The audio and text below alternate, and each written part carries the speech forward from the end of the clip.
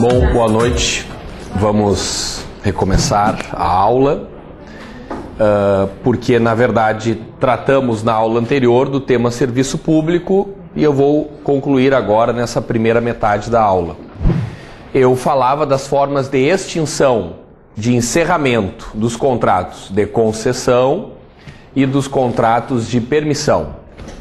Aí eu disse, aula anterior, que a lista é muito parecida das formas de extinção da concessão se eu comparar com as formas de extinção da permissão. Porque quando abrimos a Lei 8987 de 95, a gente vê no artigo 35 a lista das formas de extinção da concessão. Só tem essa lista na 8987, formas de extinção da concessão. Bom, mas aí eu disse que as formas de extinção da permissão geram ou representam uma lista muito semelhante. É, na verdade, a mesma lista do 35, trocando encampação, entra no lugar revogação. O que nós chamamos de encampação para contratos de concessão merece o nome de revogação para os contratos de permissão. E foi justamente nesse ponto onde paramos. Falei do advento do termo contratual e da encampação. Agora vamos para a próxima forma de extinção da concessão e que também vale para a permissão, porque todas as que eu falar daqui para frente servem para as duas. A próxima, pela ordem que vou explicar, denomina-se caducidade. Caducidade. Tá? Essa, do ponto de vista didático, seria a melhor ordem. Caducidade. A explicação sai de 2 artigos, vou dizer quais são, e aí vou explicar para vocês. Para entendermos caducidade, é adequado ler a Lei 8987 de 95. Primeiro, o artigo 38, depois o 27. Primeiro, o 38, depois o 27. Sendo que esse artigo 38 sofreu uma alteração em 2012, em razão de uma medida provisória. Daqui a pouco eu vou comentar, tá? Tem uma informação nova no artigo 38 da 8.112 de 90. Tá? De 2012, veio por medida provisória. Mas vamos anotar aí uma primeira frase, então, sobre caducidade, para entendermos o seu contexto e por que decretar a extinção de um contrato por caducidade é diferente de encampação. Então podem anotar aí. Forma de extinção unilateral. Forma de extinção unilateral da concessão e da permissão. Forma de extinção unilateral da concessão e da permissão. Por decisão do concedente, então é o poder público que faz isso, por decisão do concedente e com base na comprovação de problemas na execução do contrato.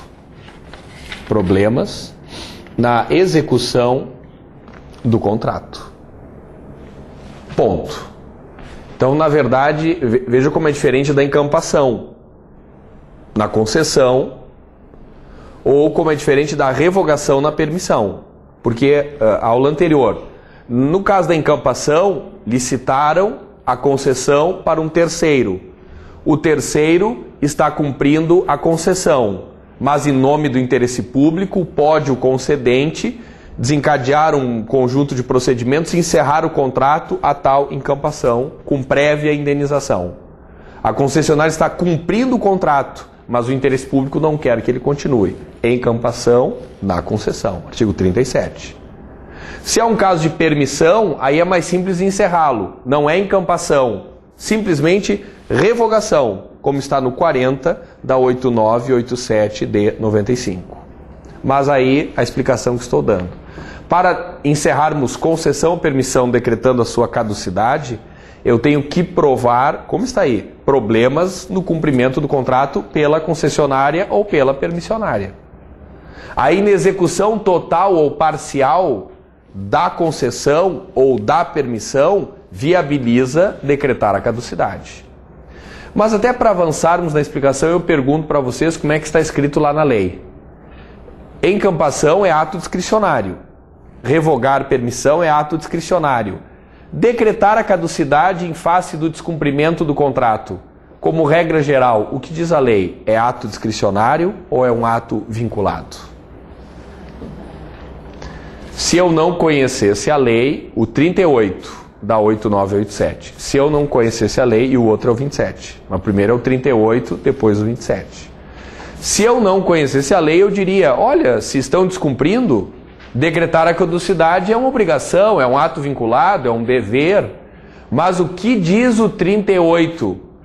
Ele abre o artigo dizendo o seguinte: a critério do concedente será possível decretar a caducidade. Então vamos colocar aí. Em regra, é um ato discricionário decretar a caducidade. Em regra, é um ato discricionário que não pode prescindir, é um ato discricionário, que não pode prescindir de um espaço para o contraditório. Que não pode prescindir de um espaço para o contraditório.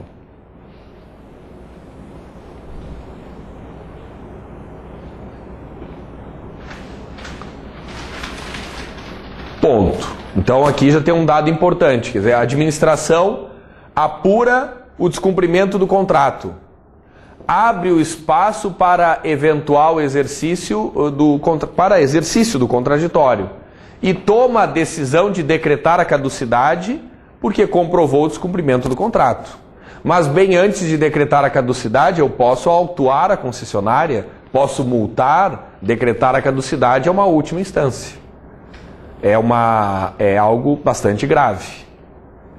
Então, decretar a caducidade é possível? Sim. Decorre do quê? Provar na esfera administrativa o descumprimento. Agora, mesmo o decreto de caducidade, para vermos na prática, bem difícil. É pouco comum, tá? Tanto quanto encampação. Bom, vamos anotar aí uma outra informação. O artigo 38...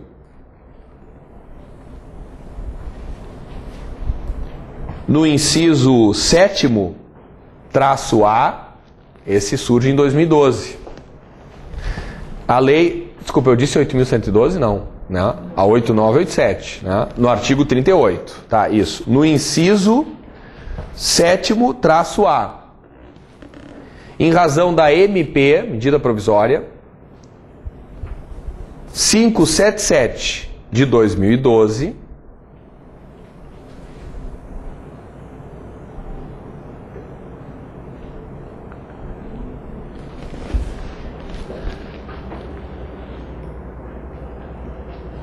assegura um espaço, já explico, assegura um espaço de 180 dias, para que a empresa comprove, durante a execução do contrato, sua regularidade fiscal. Durante a execução do contrato, a sua regularidade fiscal. Na verdade, a empresa, para ganhar a licitação, comprovou a regularidade. Na execução do contrato, perdeu a regularidade fiscal. E a ela vai se dar um prazo para que ela retome sua condição de regularidade. 180 dias.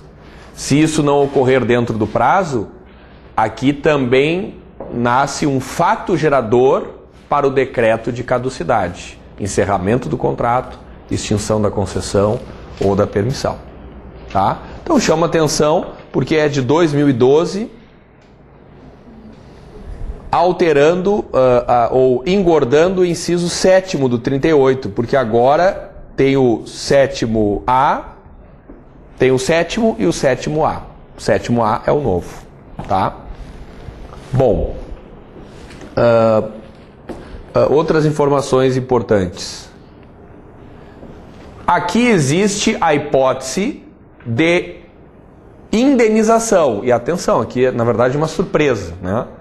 Aqui existe hipótese de indenização do concedente para o concessionário. Do concedente para o concessionário. Nos termos do artigo 36, ponto. Vou explicar. Nos termos do artigo 36, ponto, vou explicar. Então, atenção aqui, não pode deixar passar batido isso. A primeira forma de extinção foi o advento do termo contratual. O contrato durou, terminou. Mesmo nessas hipóteses, pode-se viabilizar o pagamento de indenização, falei na aula anterior. Na encampação é mais óbvio ainda, porque a concessionária está cumprindo o contrato na encampação, mas o interesse público não quer que ele continue. Então eu tenho o rompimento de um contrato que tem o contratado cumprindo a sua parte, aqui prévia indenização. Mas olha que estranho, na caducidade a concessionária está descumprindo o contrato. E o contrato está terminando porque ela está descumprindo. Será que é razoável que o concedente tenha algo a indenizar para a concessionária? Mas o que a lei diz? Talvez. Porque imaginem o seguinte, a empresa ganhou a concessão para fazer uma estrada de 50 quilômetros, em 5 anos. O contrato duraria 35, mas em 5 anos, fazer os 50 quilômetros e dali para frente, manutenção da estrada e cobrança do pedágio. Aí a empresa está completamente atrasada na execução da obra. E em 5 anos fez 30 quilômetros e não 50. E aí decide a administração romper o contrato decretando a caducidade. Só que uma coisa é verdade, a empresa algo fez 30 quilômetros. E terminado o contrato, decretando a caducidade, a empresa não leva a estrada embora. Reverte para o patrimônio da administração, pelo menos esses 30 quilômetros. E aí eu vou ter, na verdade, aqui um encontro de contas. Porque o poder concedente, além de encerrar o contrato, pode cobrar uma multa da concessionária. E a concessionária talvez tenha algo a receber, porque no mínimo ela tem a garantia da amortização dos investimentos feitos. Se ela está entregando 30 quilômetros de estrada, quanto custou para fazer esses 30? Quanto foi possível buscar no pedágio? Se tem uma diferença, tem espaço para a indenização. Tá? Pela lógica, nós não imaginaríamos isso. Que o contrato que termina por descumprimento da concessionária, podendo gerar indenização do concedente para a concessionária. Mas o 38 também manda ler o 36.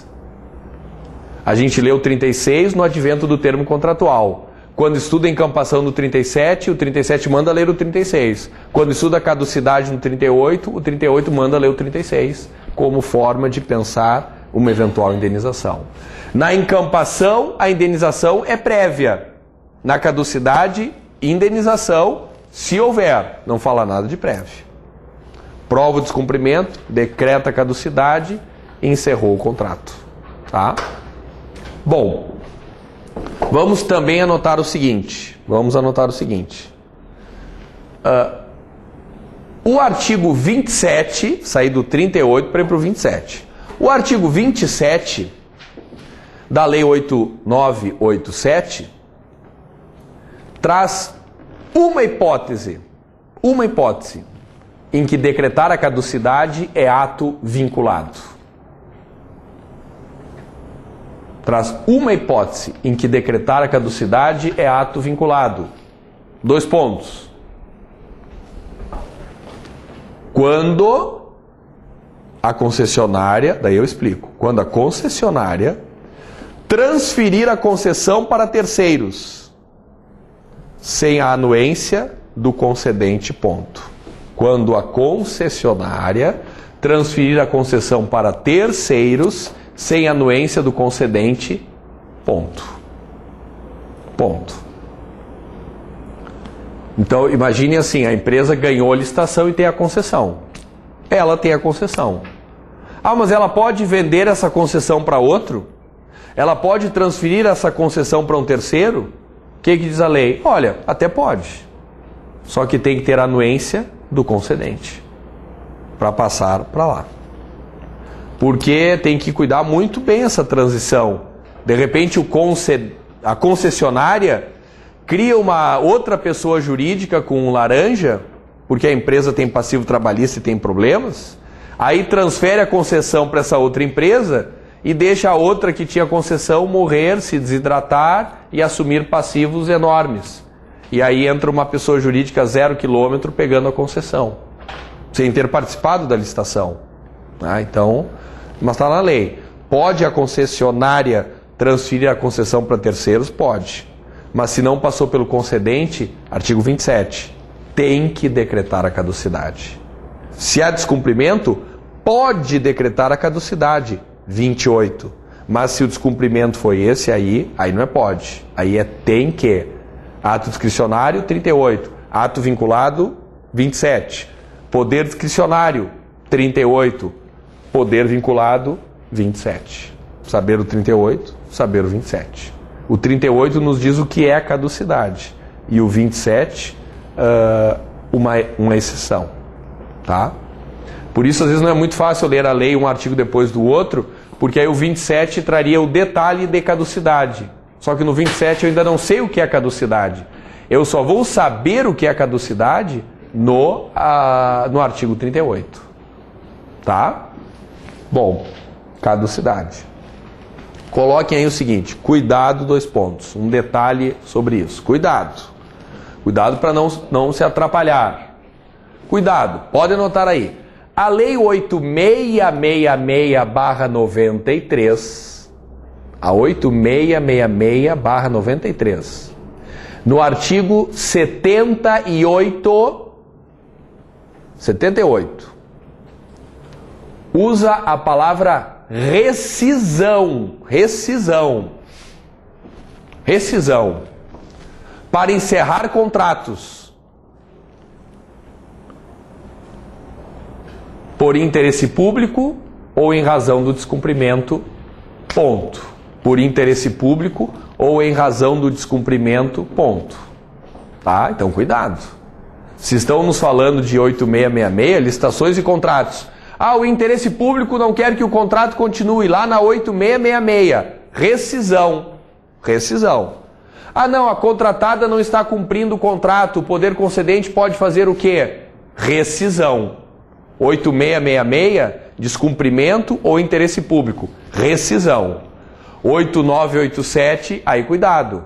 Interesse público, na concessão, incampação. Na permissão, revogação. E quando há descumprimento, caducidade.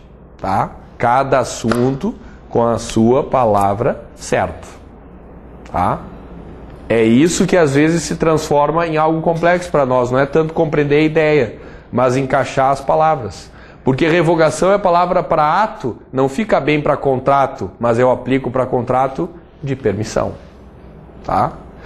Caducidade de ato não tem nada a ver com caducidade de contrato. Não tem nada a ver.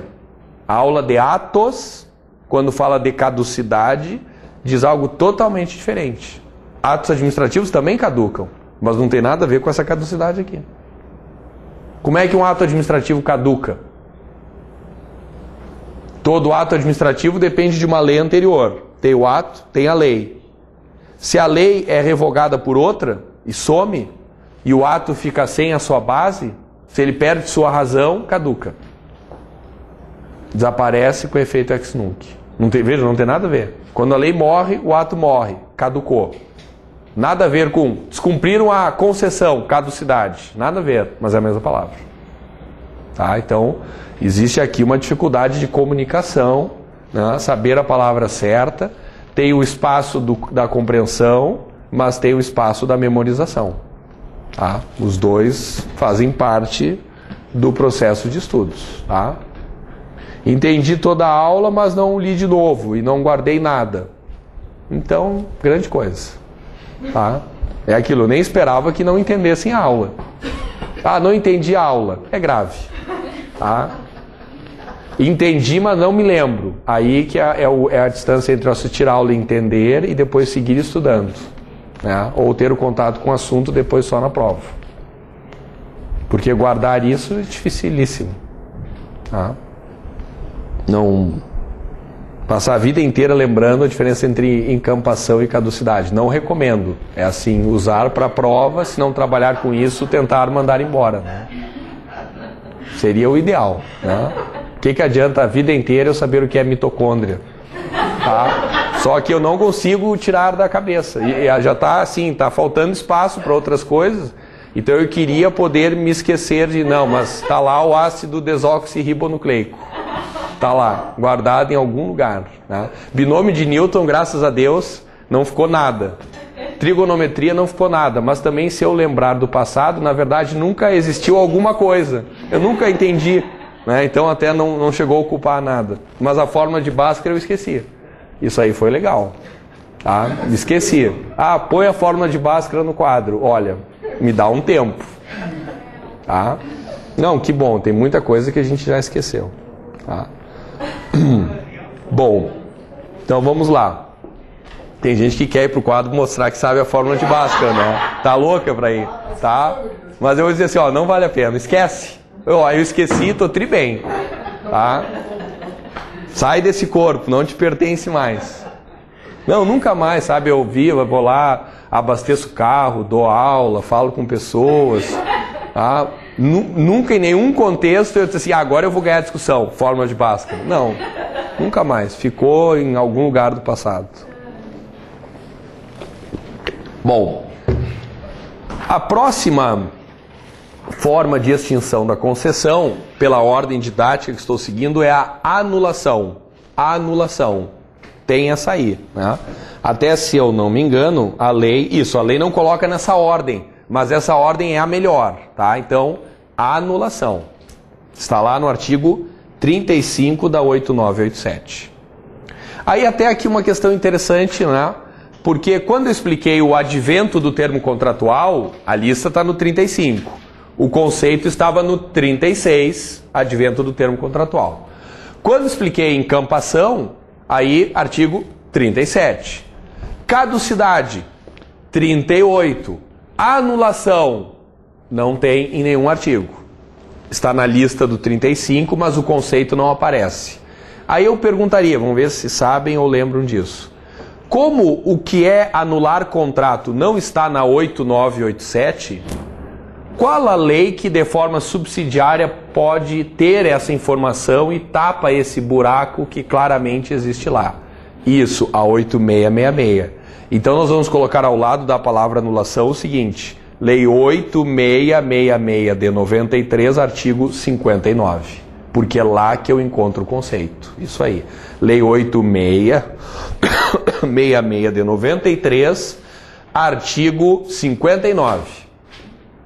Lá eu fico sabendo o que é anular, o que é anular um contrato administrativo.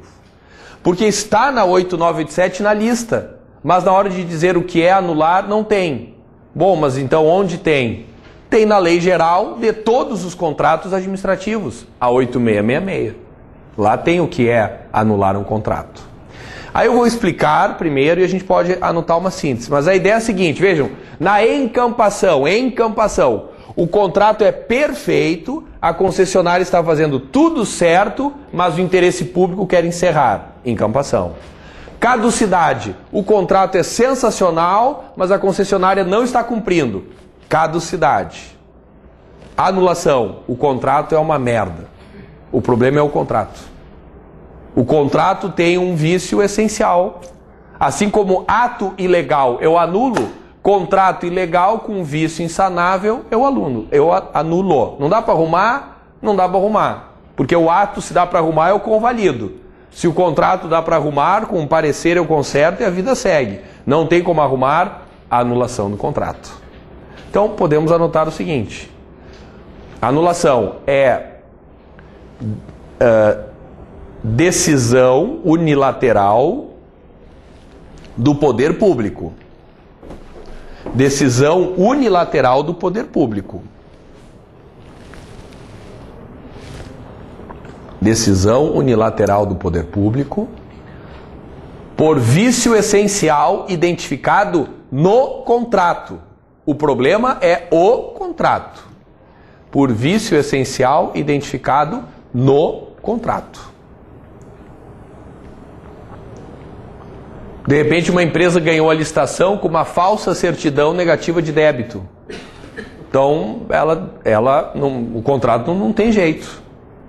Claro, normalmente é o concedente que dá a causa, porque ele é o que faz o contrato, é o contrato de adesão. Então se o contrato tem um erro assim terrível, normalmente a culpa é do poder público, mas até pode ser do contratado. O fato é que se o contrato é ilegal, anular. Igual a ato, se o ato é ilegal, anular. Se é possível salvar esse problema, eu convalido o ato. Se é possível corrigir o contrato, eu corrijo. Se não tem jeito, anulo o contrato. Tá? Bom, até aqui, o que a gente viu? O concedente mandando. Ele, encampação. Ele, caducidade. Ele, anulação. Agora, a questão é a seguinte, e quando a concessionária não está satisfeita com o contrato por alguma coisa? Como é que ela pode ter a iniciativa de encerrar? Porque o normal é o seguinte, contrato durar e terminar pelo prazo, o advento do termo contratual. Mas todas as outras, encampação, caducidade, cassação, é o concedente que aciona. E a concessionária? O concedente não está cumprindo. Ou então, o contrato é super ilegal. Aí eu, concessionária, digo para o concedente, olha, anula esse nosso contrato que ele tem esses absurdos aqui. O poder concedente diz, não, estou achando tudo ótimo. Não anulou. Ah, mas então a empresa pode anular? Ela não. Quem anula é o poder público. Então, que jeito tem a empresa de pular fora de um contrato que para ela, que ela entrou, mas entende que é ilegal? Ou então que ela entrou, mas o concedente não cumpre a sua parte. É a próxima forma de extinção da concessão. Vamos anotar aí. A rescisão. Rescisão. Amigável ou judicial.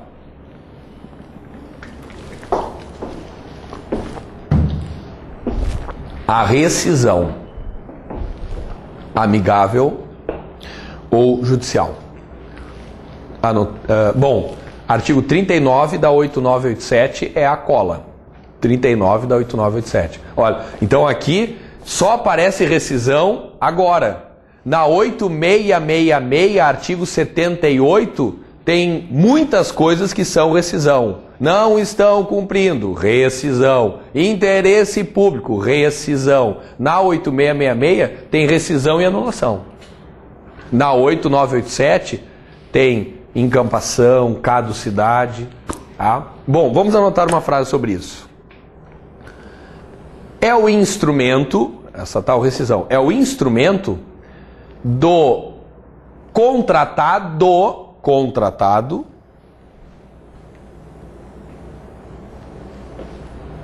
é o instrumento do contratado para tentar romper o vínculo com o poder público. Romper o vínculo com o poder público. Ponto.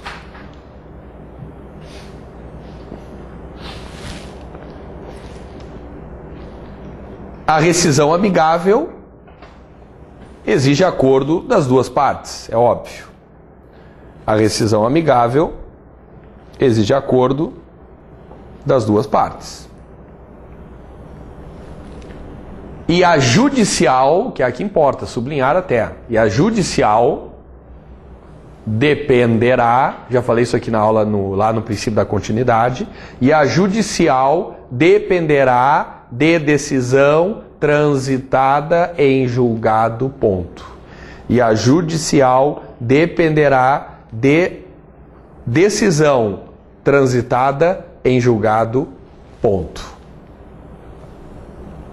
O que é isso aí? Aquela história do não pode alegar exceção de contrato não cumprido. Porque o concedente não está cumprindo a sua parte. Aí a concessionária diz, você não está cumprindo. Parabéns, segue cumprindo. Princípio da continuidade. Não, mas isso é um absurdo, o contrato não está sendo respeitado. Olha, ou termina pelo advento do termo contratual, rescisão amigável não topo, judicializa o contrato. Só que aí o que diz o 39? A empresa só pode cruzar os braços com decisão transitada em julgado. Ou seja, aqui, como falei, explicando o princípio da continuidade. Não pode a empresa alegar a exceção de contrato não cumprido para interromper a prestação. Tem que continuar. E aí nunca esquecer. Nos contratos 8666, totalmente pode alegar a exceção de contrato não cumprido e interromper a prestação. Nos dá 8666. A diferença é que lá tem que esperar um tempo. Se é problema de não pagamento, aguenta 90 dias. Se é obra suspensa, aguenta 120 dias. Cuidado com essa memória perigosa. Ah, não, o contrato administrativo está dominado. Não pode alegar exceção de contrato não cumprido. Não. Isso é para 8987. É menos de 1% dos contratos. A maioria é 8666. E aqui, disse hoje de manhã, pode alegar exceção de contrato não cumprido. Só que eu tenho que respeitar alguns prazos que estão lá, 8666, 78, incisos 14 e 15. Não confundir e não aplicar, né? O artigo 78, incisos 14 e 15 da 8666, para nossos dilemas aqui de contratos de concessão e ou permissão. Tá? Então, administração domina incapação, caducidade e anulação. Administração, o contrato é ilegal, anula que eu quero pular fora. Não, a administração diz, olha, estou achando tudo perfeito, segue. Tá, mas e agora? Rescisão judicial, com decisão transitada em julgado. Tá? Viajando um pouco nisso aí, dá até para fazer essa rápida reflexão, porque às vezes os concursos são terríveis, né? Vão para o nível da alucinação do detalhe. A 8987 é uma lei administrativa. Tá? Um pedacinho disso eu falei de manhã, mas agora eu vou falar mais. É uma lei administrativa, mas ela não tem apenas regras de direito administrativo. Ela também tem regras de processo civil. Isso eu já tinha falado aqui. Porque o artigo 39 está dizendo que só com decisão transitada em julgado para interromper. Quer dizer, liminar não. Liminar não pode gerar o efeito da interrupção do serviço. Bom, mas o que eu quero dizer com isso? A lei tem direito administrativo e tem processo civil. Primeiro a pergunta do processo civil. Esse artigo 39, que tem aí um quê de processo civil, ele poderia ser modificado por medida provisória? Esse 39 poderia, por medida provisória, por exemplo, dizer que agora, mediante liminar, é possível interromper a prestação de serviço? Sim ou não? O que está cobrando da memória de vocês? Se eu posso tratar processo civil por medida provisória? Sim ou não? Não. Não. 62 da Constituição Federal. Ali é uma memorização básica, e vou ser sincero. Tá? 62 da Constituição Federal. O que não posso tocar por medida provisória. Processo civil está lá. Mas é que isso muda o processo civil ou só o momento em que a suspensão do serviço aconteceria? Bom, eu até poderíamos debater isso, mas entendo que é uma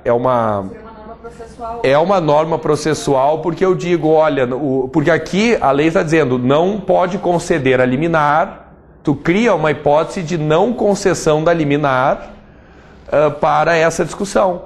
Porque está dizendo o seguinte, olha, e a empresa só pode interromper com decisão judicial. Então nem cabe liminar aqui. Porque é só com decisão judicial transitada em julgado. Então interfere no pedido, interfere na decisão. Se vem agora uma medida provisória dizendo, pode, em casos extremos, admite-se a concessão de liminar e a interrupção do serviço.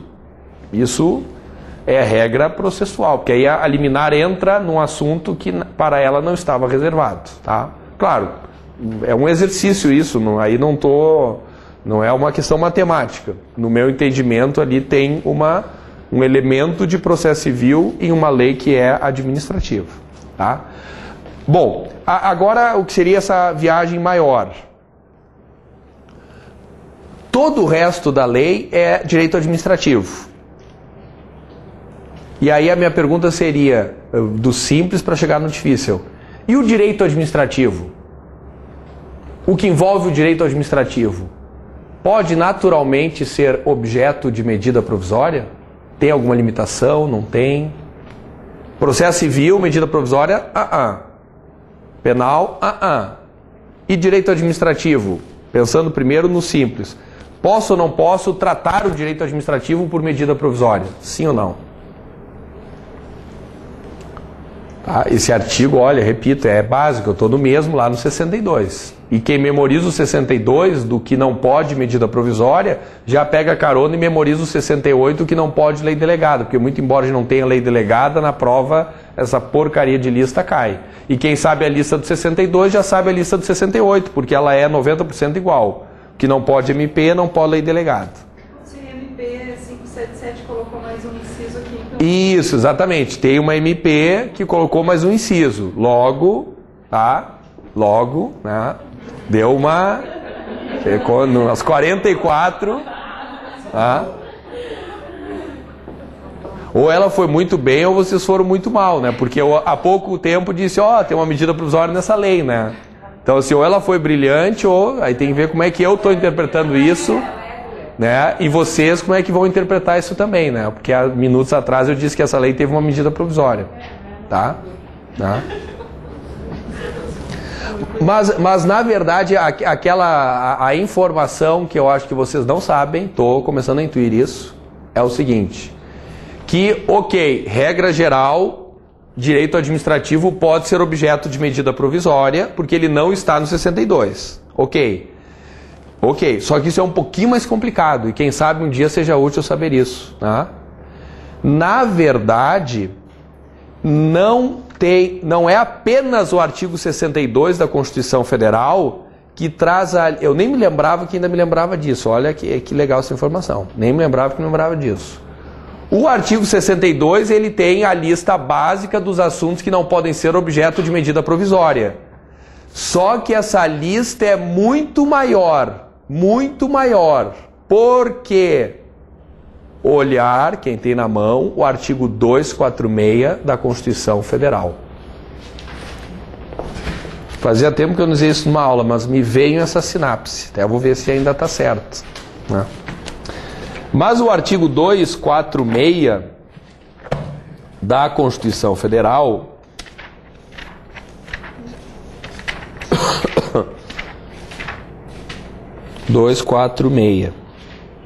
é ele mesmo. O que ele está dizendo ali? Horrível.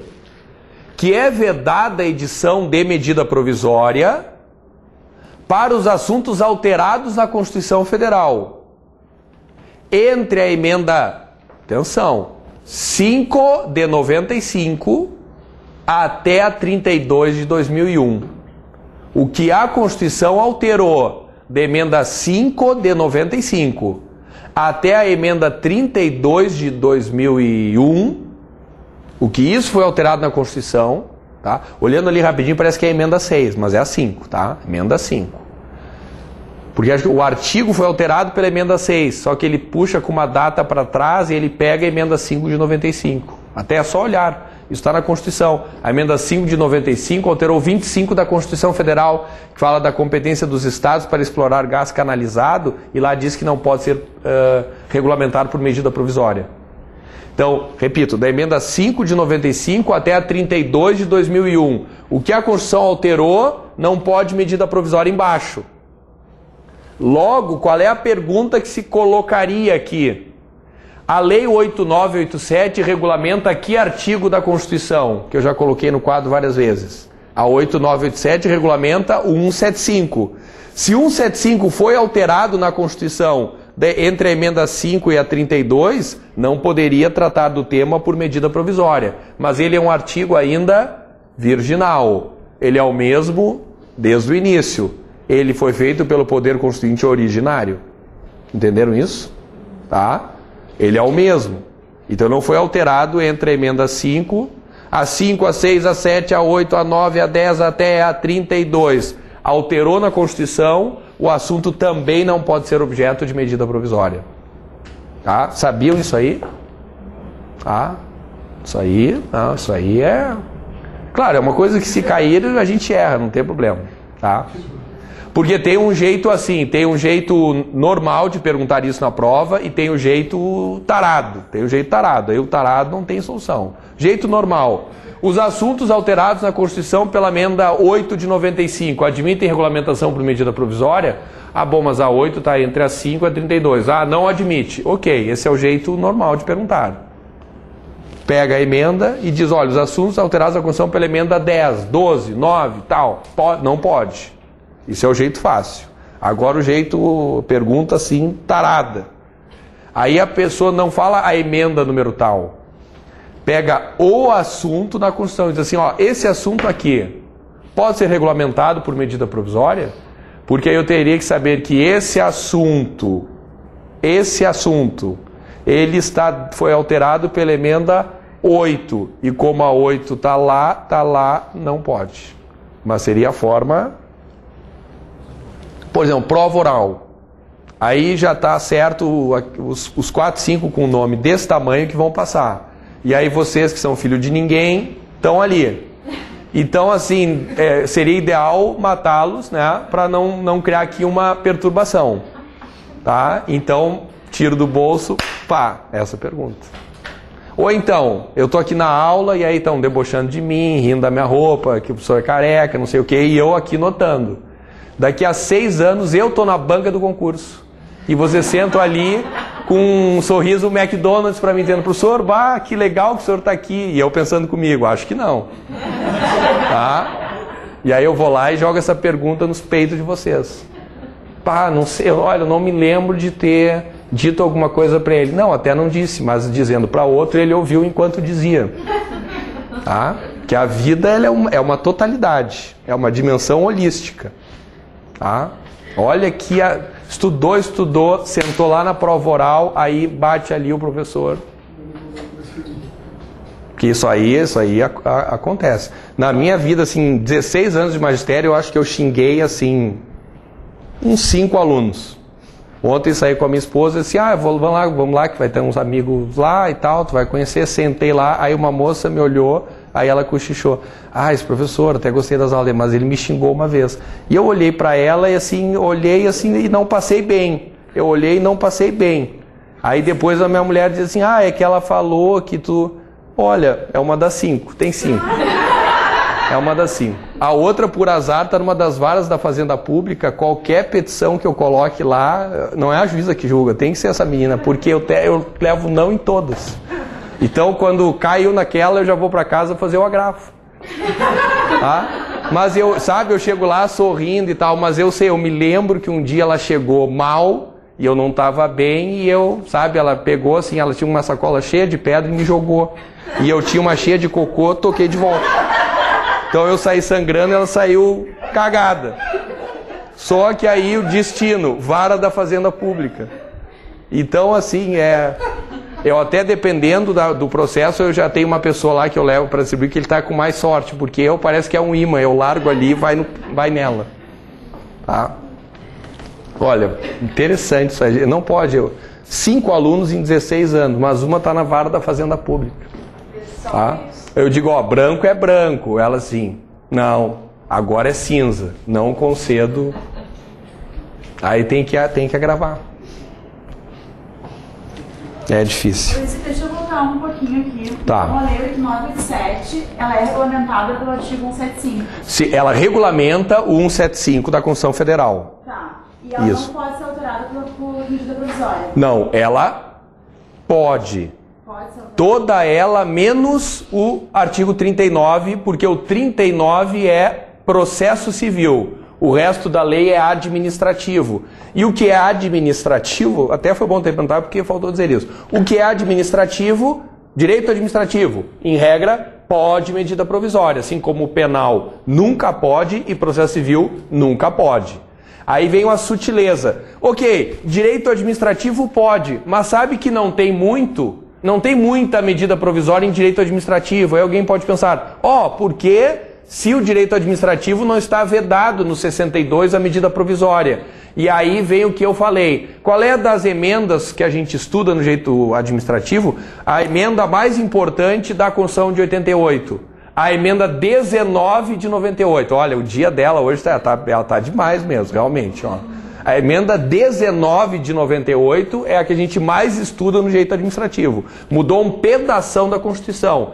A 19 de 98 está entre a 5 de 95 e a 32 de 2001. Então, embaixo da emenda 19, o que a Constituição alterou por emenda 19 não cabe medida provisória. Então, na verdade, o não poder medida provisória em direito administrativo é enorme, muito embora direito administrativo, ponto, pode medida provisória. Direito penal, ponto, não pode. Processo civil, ponto, não pode. Nacionalidade, cidadania, direitos polícia, 62, Constituição Federal, não pode.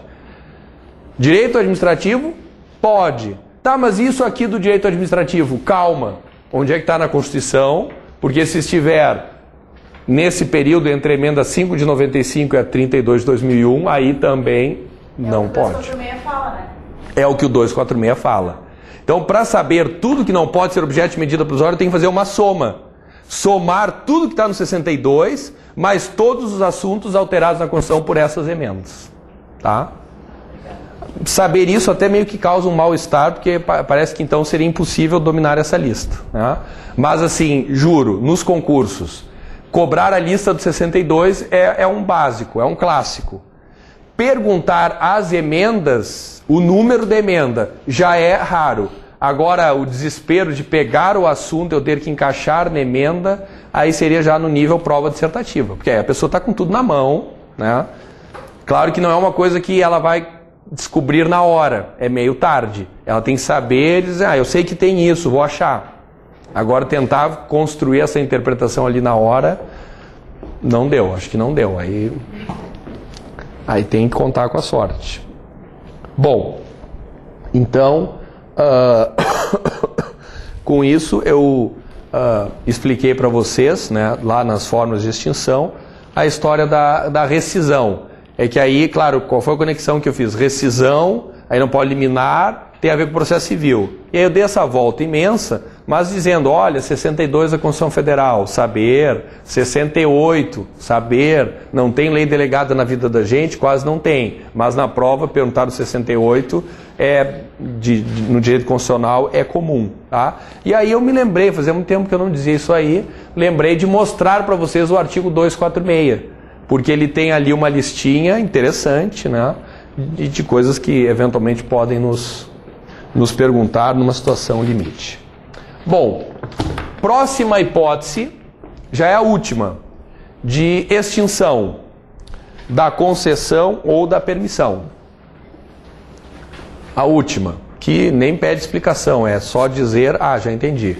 Falência ou extinção da concessionária e da permissionária. Falência ou extinção da concessionária e da permissionária. Ponto. Porque realmente aqui nem tem o que dizer, né? Se morreu a concessionária, acabou a concessão. Esses passivos, como é que a vida vai ser daqui para frente, bom, isso é outra coisa. Mas morreu a concessionária, morreu a concessão. Morreu a permissionária, morreu a permissão. Tá? Quer dizer, esses contratos começam com licitação, desenvolvem-se. Como terminam? O normal é o prazo, mas tem a encampação, tem a revogação, tem a caducidade, tem a anulação, tem a rescisão, amigável judicial e tem a falência. Tá? Dominar essa lista do 35, que é quase igual para a permissão, só tira a encampação e coloca a revogação, combinando o 35 com o 40 da 8987 de 95. Aqui fala falecimento ou incapacidade Aí é pessoa jurídica que poderia ser concessão ou permissão, mas isso se aplica também para o permissionário pessoa física, né? Sim, como a permissão também é para pessoa física, claro, a sua morte, aí, eu disse de um jeito assim amplo para dizer, desapareceu, terminou. Mas realmente, no caso de permissão, que é uma relação que pode estabelecer com pessoa física, a morte da pessoa física, o fim da permissão também. Empresa individual pode concessão, então? Empresa individual poderá concessão conforme o edital.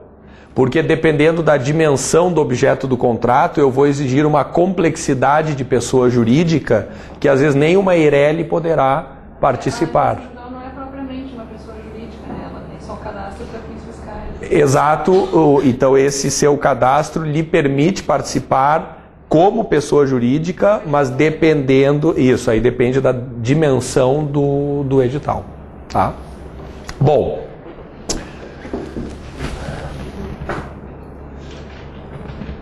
vamos agora trocar de assunto. Vamos falar de responsabilidade do Estado.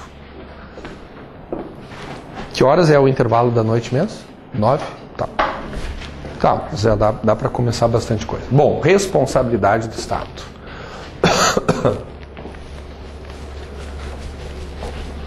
Bom, o tema responsabilidade do Estado, ele se concentra no 37, parágrafo 6º. E aí a aula muda bastante, porque aí não é uma aula família romano-germânica, artigo tal, artigo tal, artigo tal, aí é uma aula common law, né? Porque eu tenho um artigo e dele sai toda a aula. Então, esse é um artigo que simboliza essa common lawização do direito, né? Porque eu tenho uma frase e o resto é estudo de caso. Diferente de estudar licitações, servidores, administração pública, serviço público, que aí é família romano-germânica. Artigo, artigo, artigo, artigo, artigo. Tá? Bom, então, a aula de responsabilidade do Estado, já disse, começa pelo 37, parágrafo 6º. Aí eu vou, não vou ditar a frase para vocês, vou falar o que está escrito lá primeiro e vou colocar uma estrutura no quadro para seguir a ordem da explicação. Mas olha, só aquela frase já tem seus mistérios. O que a gente tem que notar ali? As pessoas jurídicas de direito público. Então não está escrito ali os órgãos públicos. Os órgãos estão dentro da pessoa. Então nunca a ação vai ser proposta contra órgão. Nunca contra o Ministério da Fazenda, vai ser contra a União. Vai ser contra uma autarquia. Nunca vai ser contra o Ministério Público Estadual, vai ser contra o Estado do Rio Grande do Sul, porque não é contra órgão, tem que ser pessoa. Órgãos dentro de pessoa, que nem aqui, pulmão, coração, dentro da pessoa física, professor de direito administrativo. Órgãos dentro da pessoa. Aqui a mesma coisa.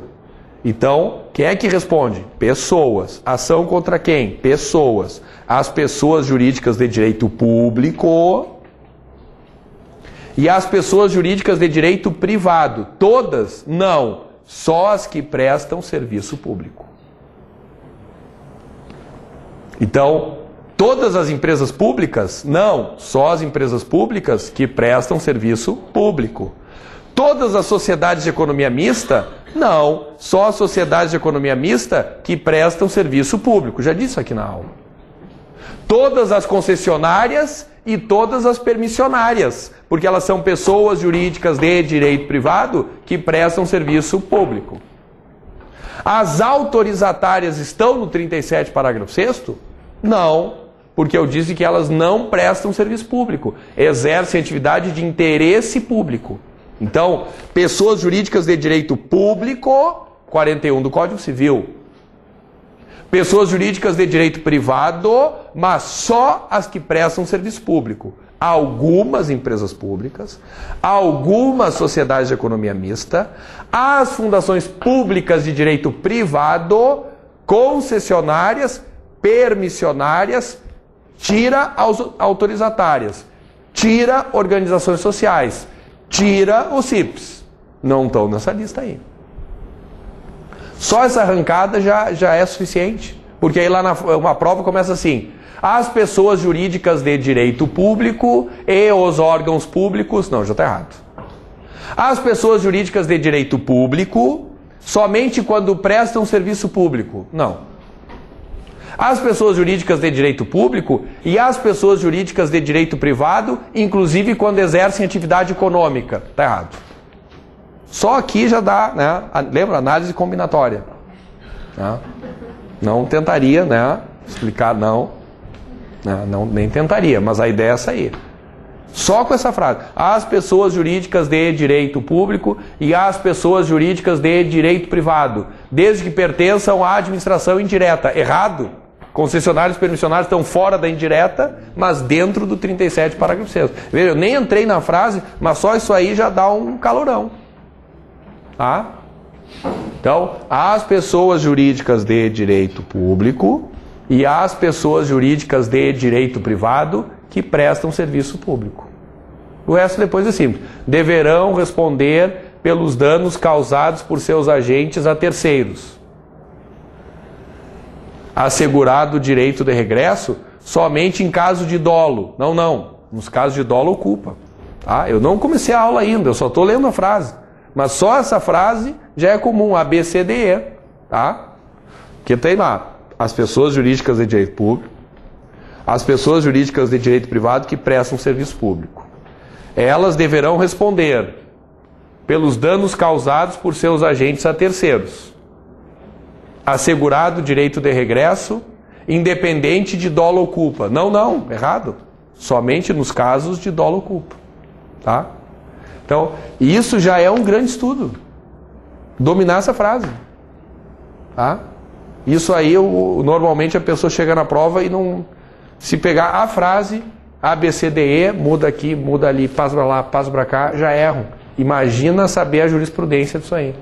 Mas a gente tem que ter humildade, se a gente sabe isso já é uma grande coisa. Tá? Bom, mas vamos lá. Para explicar isso, aqui é meio apertadinho, mas eu vou colocar uma estrutura. Vamos ver se eu consigo usar esse espaço.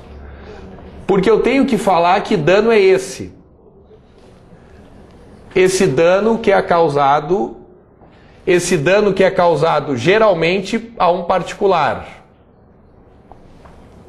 E esse particular vai propor a tal ação de indenização. Ação de indenização.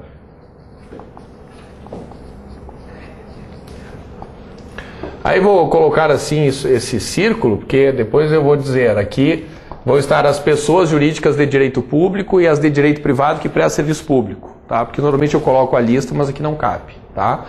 Dano, porque eu vou percorrer essa trajetória aqui. Dano particular, ação de indenização contra quem?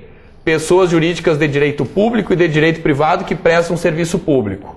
E aí depois tem ação de regresso contra o agente. Ação de regresso contra o agente. Se a gente dominar isso ponta a ponta, essa estrutura, já sei responsabilidade do Estado. É que nem tributário, mesma coisa. Fato gerador, obrigação tributária, principal acessória, lançamento, crédito tributário, extinção, suspensão, exclusão, execução, deu. Se eu tenho assim essa estrutura, esse desenho, né? O penal também, quando vocês estudam, dá para, né, crime, fato típico, dali vai extraindo aquelas flechas. Esses tempos, não sei porquê, resolvi estudar isso aí e eu vi que do meu tempo, né, para hoje, essa equação do crime ela mudou bastante, ela ficou bem mais complexa. O típico, ilícito e o que as excludentes, tudo era menor. Agora surgiram novos elementos, né? A doutrina, a jurisprudência foram tornando tudo isso aí maior. Né? Que as pessoas adoram dizer assim, no meu tempo era difícil. É mentira. Cada vez é mais difícil. Passar no concurso, o nível de competitividade, tudo é cada vez mais difícil. Tá? E o número de informações também.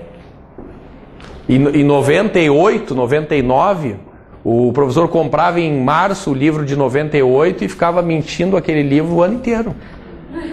Já, esse professor é brincadeira, todo ano ele compra o livro e... Então ele se atualiza, anual. Agora, quarta-feira, saiu o informativo e já, né, já aparece o aluno fazendo cara de distraído e encaixando uma pergunta de quarta. Né? Quando o aluno faz assim, um olhar meio sonso, tu já põe o pé atrás e já te concentra que vem.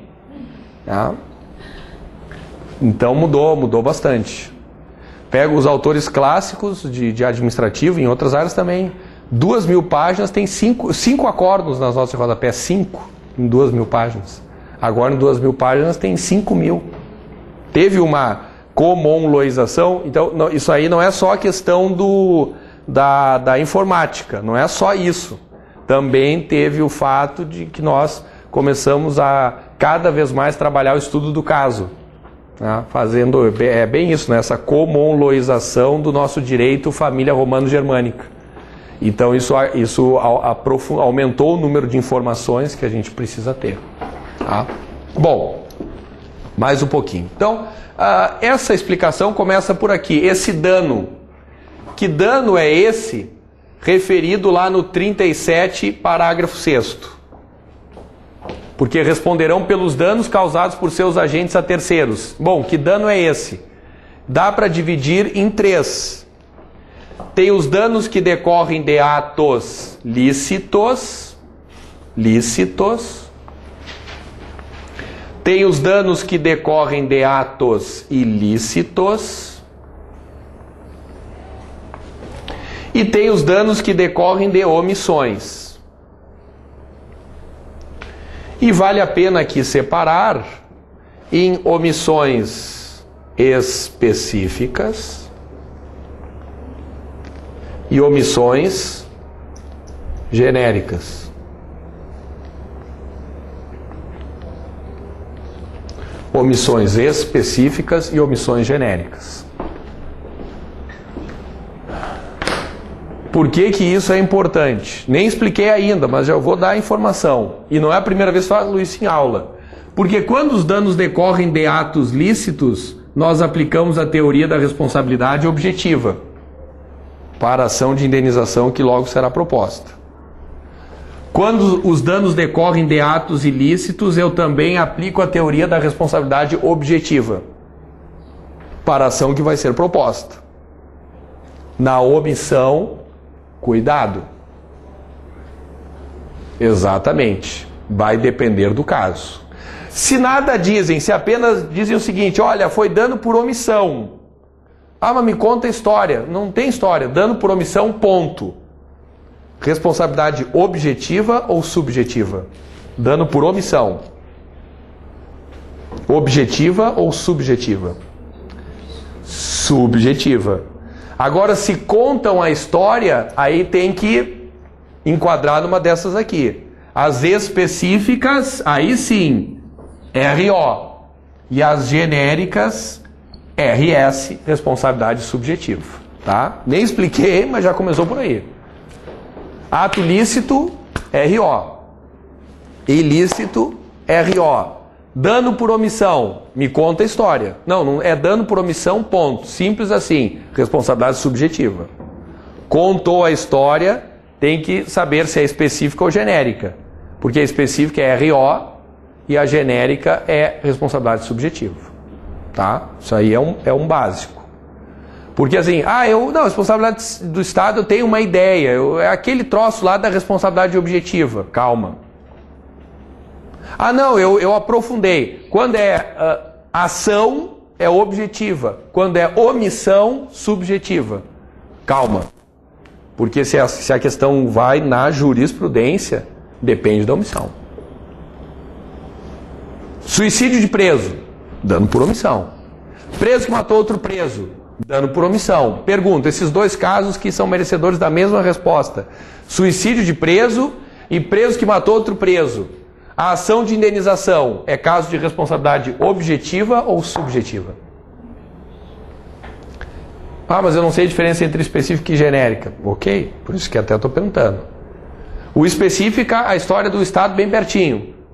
Super responsável pelo evento se omitindo. E no genérica, a ideia do distante, do não ter as informações. Tá?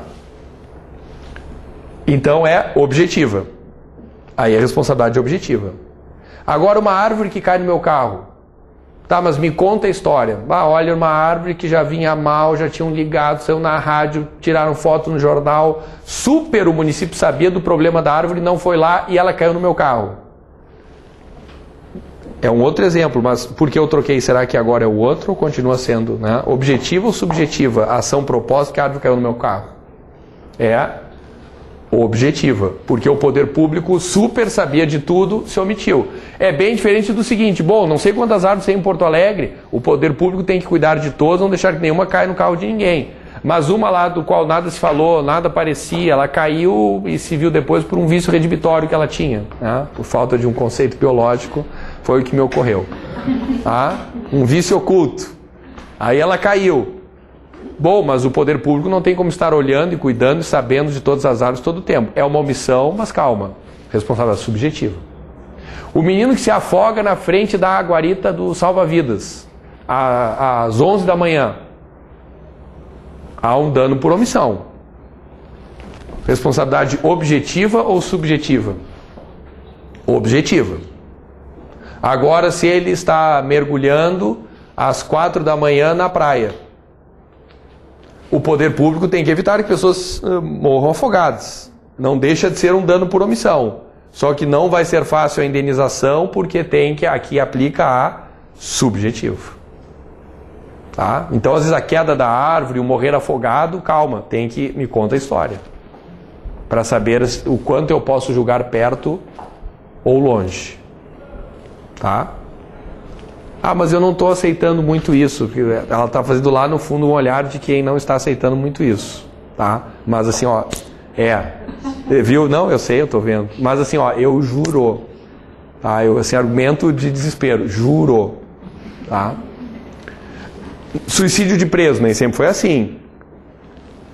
Era normal dizer responsabilidade subjetiva dando por omissão. Mas é um absurdo. Porque como é que a mãe do preso vai ficar com o ônus da prova do dolo ou culpa de um lugar que não pode nem entrar?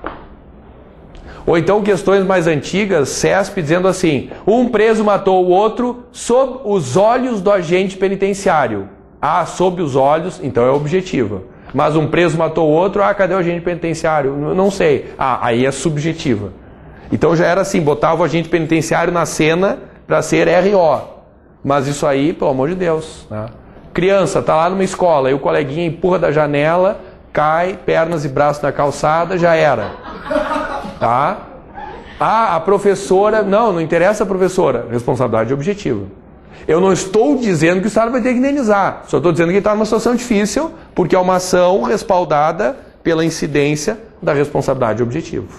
No caso de um fugitivo que comete um outro crime, aí seria genérico.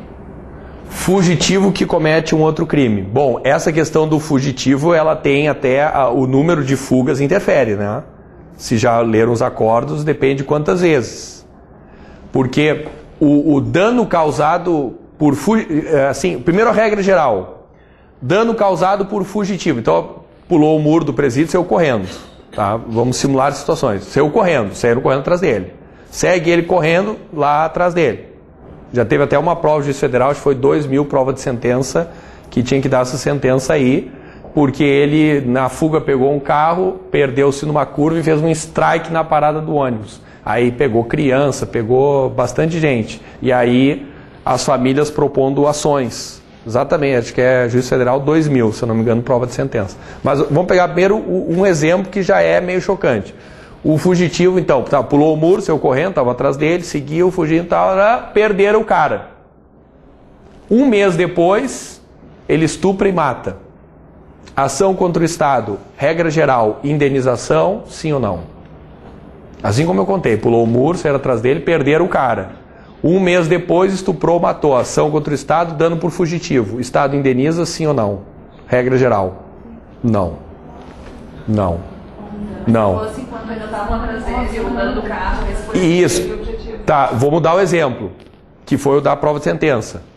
Pulou o muro e saíram atrás dele. Ele fugindo, eles atrás dele. E nessa fuga, eles ali coladinho nele. Ele pega o carro, perde o controle, strike na parada do ônibus. Ação contra o Estado, indenização.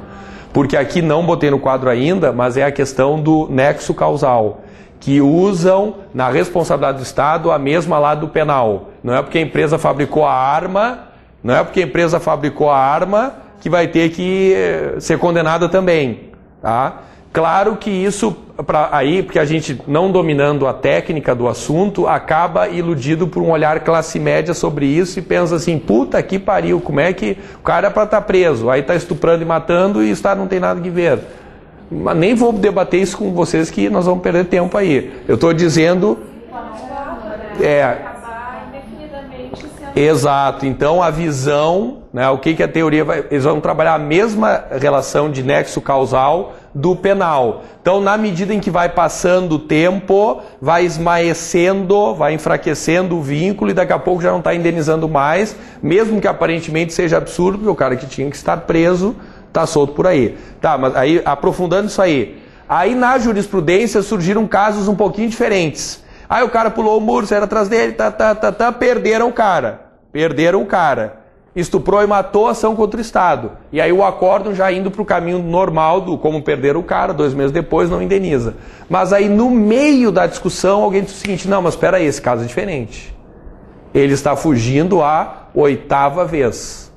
Tem o acórdão das 8 vezes e tem o acórdão das 3 vezes. Tá? Acórdão das 8 vezes, que é igual ao outro. Mas o das 8 diz o seguinte, não, mas espera aí, aqui ficou forte, porque tem uma dupla omissão. Porque tem a omissão do deixar fugir, que até o nexo causal foi enfraquecendo. Mas tem outra omissão, porque essas constantes fugas o colocariam, acórdão dizendo, num regime prisional diferente do que ele estava. Então também houve essa omissão que facilitou que na 8ª vez ocorresse tudo isso. Então aí eles optaram pela indenização. Aliás, um atalho para vocês. Ah, mas eu queria pelo menos assim uma atualização básica de responsabilidade do Estado e estudo de casos. Olha, o melhor lugar do mundo continua sendo página do STF, a Constituição Federal comentada pelo Supremo, vai no 37, parágrafo 6º, imprime aí um pouco mais do que 6 páginas, mas é que um caso é melhor que o outro, e ali cada caso se afogou, fugiu, tiro não sei o que, veículo oficial que atropelou, tá? Claro que eu estou dizendo, mundo perfeito seria imprimir o material todo, né? Deve estar umas 4.000 páginas agora, e ler a Constituição a partir daqueles casos. É um material muito interessante. Só que o próprio artigo 5º, se a gente lê todo o artigo 5º, aprende muito de penal, processo civil, porque os incisos são comentados a partir de acórdãos, né? Então, é um material excelente, mas ele é muito grande, muito grande. Mas o 37, parágrafo 6º é um projeto viável, né? Sabe o básico, leu os casos, prova oral, pode até dar aula de 37, parágrafo 6º, não tem problema, tá? Porque ali tem um exemplo melhor que o outro, que são esses que eu vou trazer para vocês, mas bem legal, né, aquele material. Bom, mas eu vou fazer assim, vou fazer um intervalo agora, na volta vou explicar um pouco desses atos, propor a ação, levar até ali a ação de regresso. Intervalo.